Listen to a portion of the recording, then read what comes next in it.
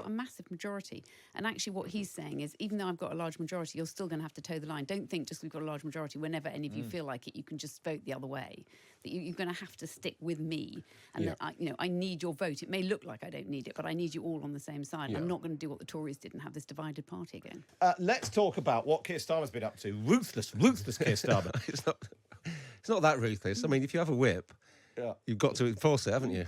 If people vote against it. It's also great you do it right at the beginning. So at the beginning, you're incredibly strict. You say, this is what's going on. You literally crack the whip. Yeah, you basically, I'm in charge here. And actually, if you're not going to vote for what I want, what's the point in you being here slightly, which is true to a certain extent. At the beginning, you've got to get them to understand that it is a party and you're meant to be following the line. Yeah, I don't think there's any doubt about Keir Starmer's ruthless streak. I mean, Jeremy Corbyn could attest to that. So I think he's just doing what you have to do if people vote out and get out in the party system. And ultimately, it's the King's Speech, the first King's Speech of Labour government for 14 years. Or whatever.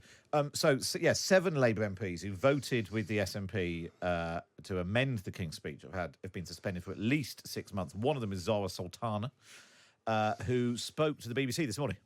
I'm not interested in playing up to this macho virility test that seems to be what people are talking about. This isn't a game. This is about people's lives. This is about the fact that there are hundreds of thousands of children living in unnecessary poverty, and the fact that we can make political decisions today that changes this reality across the country, and we're choosing not to do that. Is it a macho virility test? I don't think it is. I think, though, what is interesting is they probably will move on the 2-child limit, because I think it is something that Labour mind about, and it is, it was totemic for the Tories, and it's so draconian in some ways to say you can only have 2 children, then you lose all your any more benefits. But on the other hand, there are so many people in the middle classes who desperately want more than 1 child, or even 1 child and can't afford it. That it's a very difficult, it's a difficult subject. It's not something that's easy. That's why Keir Starmer's finding it difficult, because naturally he wouldn't want to have that limit. Yeah, it's hard. I mean, I've got a degree of sympathy with the rebels. I would say, because not least because we need more children in this country. We want to incentivise having kids, but then we don't necessarily want to incentivise having loads of kids, put them on benefit. So I think, well, why don't you just raise it to 3? As a halfway house. Well, yeah. You say, well, you don't have unlimited. We're not going to pay for you to have. We're not going to pay benefits to have 7 kids, but 3 seems reasonable. But the problem is that most of the middle classes now don't feel they can have 3. That's why there is partly, a problem with birth. Yeah. Because childcare is so unbelievably expensive, and if you want to both go out and work and you've got a mortgage or you've got rent to pay, it's almost impossible to do. So you can see where it started is the fact that actually it's a very difficult system to play out. But in terms of her point about the virility test, I mean, unless you think the whole party whipping system is a virility test, and I guess you could make that argument, then it's not really, is it? He's just enforcing the rule. And the key thing is that this was, so this. I mean, she's elected on the manifesto as a Labour candidate. As a Labour candidate, where they did not promise to do this. Correct. And they were very explicit during the campaign. Yeah. So this was introduced by George Osborne, that you can't claim universal credit and housing benefit for more than two children. Child benefit is slightly complicated because the 2-child benefit cap sounds like it's got something to do with child benefit, which it hasn't. Yeah.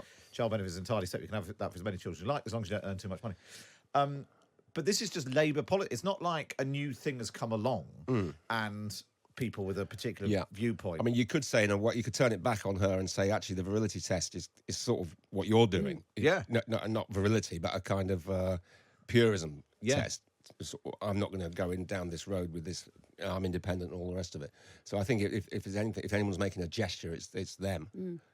And clearly, it's all actually. It's sort of a great. I mean, politically, in a way. I mean, put to one side for a moment the question of people struggling to bring up the children, but in terms of the politics, in terms of landing the message, things are worse. But I think next week, Monday, Rachel Reeves is going to do her big.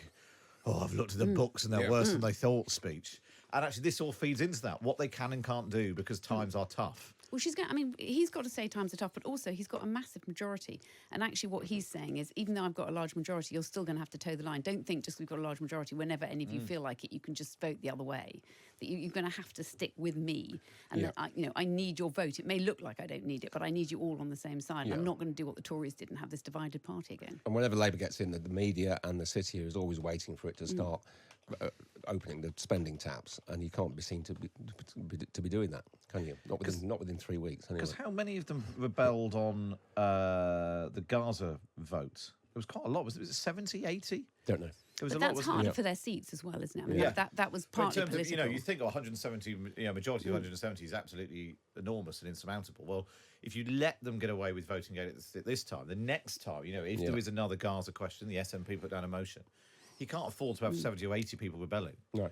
Because then things start looking... it was 56 Labour MPs voted with the SNP. So, I mean, that's... And there are other issues which you can imagine there would be, like, I mean, some of the green measures, or the non-green measures that they're going to have to implement, in terms of oil and gas, that I suspect there's going to be large discontent about that. And again, which the SNP will seek to exploit. Yeah. And, there might not be many of them, but they know how to do that stuff. Well, it'll be interesting to see how it all plays out, and if this does mean they all stay in line. Philip Cowley, who's the expert in rebellions, was saying earlier that he thinks that the long-term impact of this might be that there won't be a rebellion for ages, but when there is, it'll be massive because you can't suspend 50 MPs. So and people start to get fed up, don't they? Because they get overlooked, and you get malcontents and all. It's when they realise they're never going to be a minister. Yeah, or exactly. PPS or There's anything. so many. There's about 30, 35 people who were on the front bench in opposition who haven't got jobs in government. It's not just Emily Thornberry. No. There's not a way back for them. Yeah, it's all the ones who aren't going to be on select committees who never realise suddenly they're never going to get anywhere. Yeah, Then think I can just do what I want. I'm just going to be a constituency MP. Yes. Well, we'll see how it pans out. Let's head to America now. Kamala Harris holding her first rally to become president overnight. And as you might expect, she went on the offensive against Donald Trump. As Attorney General of California, I took on one of our country's largest for-profit colleges that was scamming students. Donald Trump ran a for-profit college that scammed students. As a prosecutor, I specialized in cases involving sexual abuse. Well, Trump was found liable for committing sexual abuse. There she is. Yeah. Well, I think she's got off to an absolute flying start. I slightly swallowed the propaganda about Kamala. How do you pronounce it? Kamala Harris, isn't it? Kamala. Yeah, there's a Kamala. Kamala. Well, it's complicated because it's meant to sound like comma in America, but then they say comma differently, don't they? So Kamala Harris. I slightly, because even if she hadn't had good press over the last 3.5 years, and I was expecting her to be a disaster. There was this kind of sense that we couldn't possibly run her because she's not up to it. And then she did last in Delaware the other day, and now in this rally, she's good as far as I can see. Well, she's got the young, so there's an amazing campaign going on TikTok, which is absolutely extraordinary. When she's got this, she's taken on the Brat group, which is that kind of Brat Summer phenomenon that's going on in America and in Nobody Britain. understands. So explain what Brat Summer is. So Brat Summer, if you're Brat, basically, you're a little bit. Is this Charlie slutty. XCX? Yes, it's Charlie XCX, and she is. In fact, Charlie XCX. I don't know why I'm asking producer Andy. He's got no idea. Or me.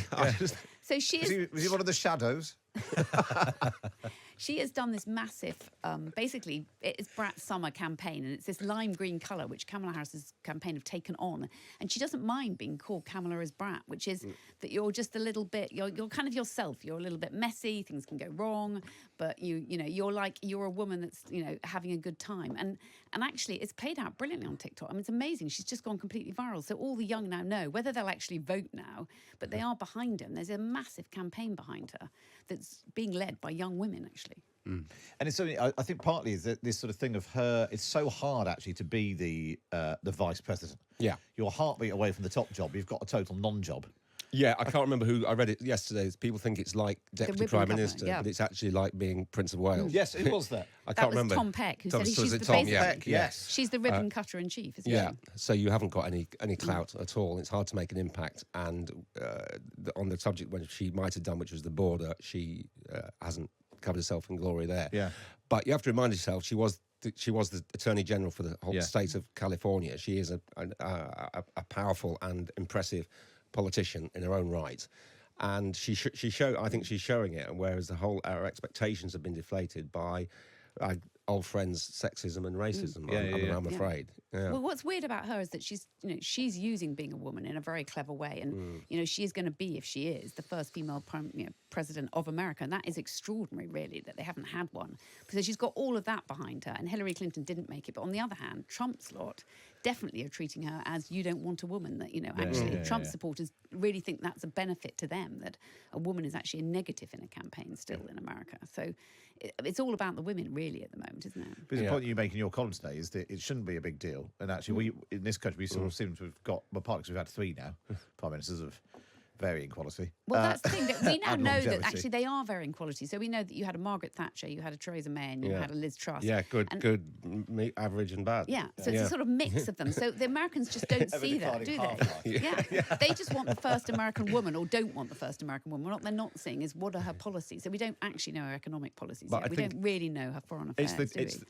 To be fair to her, I'd take your point in your column, but it's the sort of toxic masculinity guys in and around Trump who are making their point about her being a woman. I mean, and the polling is really quite stark. It's going to be a very gender polarized election. I mean, there's it's sort of 40-60 or roughly for it switches. Men and women for Trump or Harris. But that's where the age thing comes in as well. That's where the age thing comes in. If the young people who were and then getting the votes out. Yeah, exactly. Yeah.